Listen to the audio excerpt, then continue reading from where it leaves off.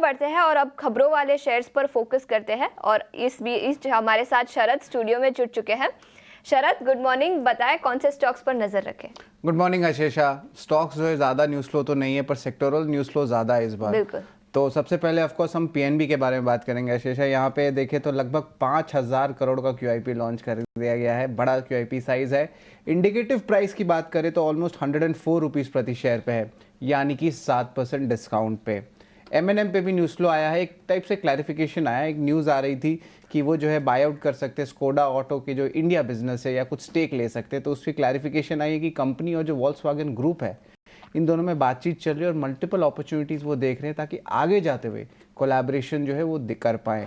First source solutions इस पे भी फोकस रखेंगे। यहाँ पे कंपनी ने एसेंसिस को अक्वायर किया है 470 करोड़ रुपए में। ईवी सेल्स जो है almost 0.7 times calendar year 23 basis पे है। एनालिस्ट का मानना है कि थोड़ी मार्जिनली डाइल्यूटिव डील है और ये जो कंपनी है कस्टमर एक्सपीरियंस आउटसोर्सिंग पार्टनर है यूके के मार्केट को लेके।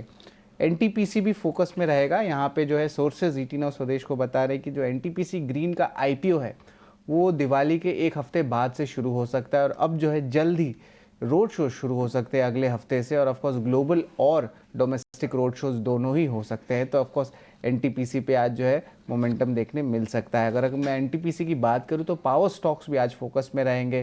Tata power, power grid, NTPC, NHPC. अब इसमें रीज़न ये है, गवर्नमेंट ने जो कहा है कि जो नेशनल इलेक्ट्रिसिटी प्लान है वो अगले 15 दिन में लॉन्च हो सकता है और आगे जाते हुए 2030 का टारगेट है कि जो पीक आवर पावर डिमांड होता है वो 425 गीगावाट से ज़्यादा क्रॉस हो सकता है।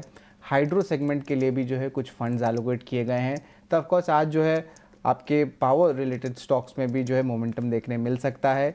और दो और सेगमेंट्स है जो ऑफकोर्स आशीषा ही ट्रैक करती हैं, वो है सीमेंट पैक। यहाँ पे all India average cement prices जो है ओवरऑल ₹8 प्रति बैग या 2.6% मंथ ऑन मंथ बेसिस पे बढ़ गए हैं।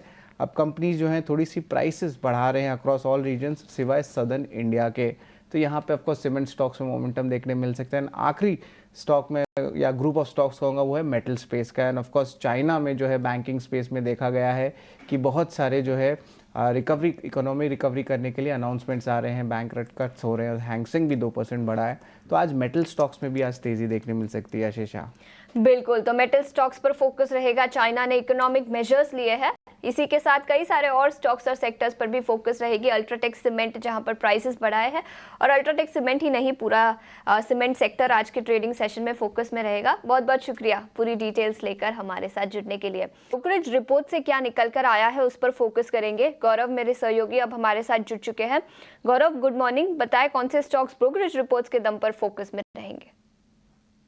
जी हाँ, तो शुरुआत करते हैं ओएनजीसी के साथ, क्योंकि मॉर्गन स्टैनली ने यहाँ पे ओवरवेट रेटिंग बरकरार रखते हुए टारगेट प्राइस जो है वो 430 रुपीज़ का दिया है। उनका मानना है कि कहीं पे रिजर्व एक्रीशन हमें देखने को मिल सकता है अजरबैजान रीजन में। इसी के साथ साथ कंपनी के कंसोर्शियम प्लान्स है जिसके चलते हुए वो non associated gross natural gas reserve जो है वो कहीं पर मोनेटाइज कर सकते हैं। अगर हम बात करें इंटरनेशनल ऑपरेशंस की तो वहाँ से एक थोड़ा ड्रैग आ रहा था इस कंपनी को, बट आगे जाके जो ट्रेंड है वो इंप्रूव होने के काफ़ी ज़्यादा चांसेस है, ऐसे कहना है मॉर्गन स्टैनली का।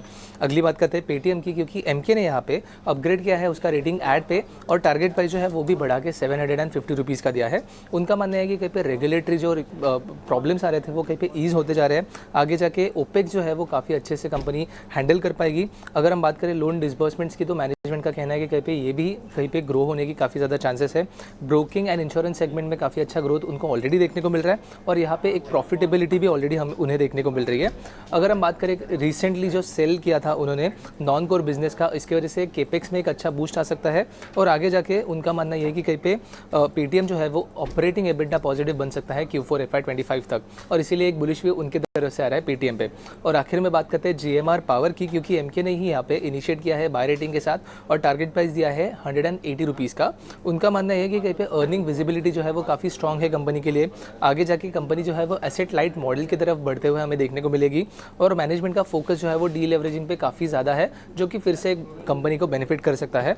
अगर हम बात करें वैल्यूएशन की तो वहाँ पे एमके का मानना है कि कहीं पे अट्रैक्टिव वैल्यूएशन पे है कंपनी और इसी के चलते एक बुलिश व्यू यहाँ पे जीएमआर पावर पे उनकी तरफ से देखने को मिल रहा है। तो ब्रोकरेज इसके चलते हुए इन सब कंपनीज पे नजर रखना काफ़ी ज़रूरी रहेगा।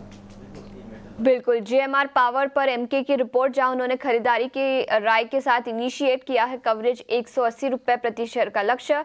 इसी के साथ पेटीएम पर भी अपग्रेड आया है एमके से, और ओएनजीसी जहां पर मॉर्गन स्टैनली की रिपोर्ट आई है। तो कई सारे स्टॉक्स जो ब्रोकरेज रिपोर्ट्स के दम पर आज फोकस में रहेंगे।